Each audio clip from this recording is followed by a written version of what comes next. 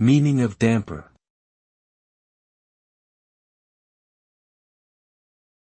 Damper.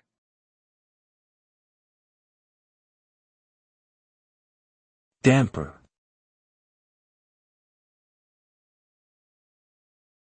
Damper.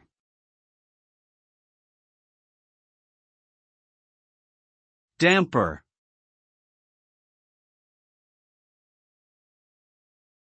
A damper is a device that is used to absorb or reduce the force of vibrations, shocks, or movements in machinery or structures. It works by converting the kinetic energy of the movement into heat, which is then dissipated through the damper. This reduces the amplitude of the movement and its effect on the surrounding structure, which can help to prevent damage or failure.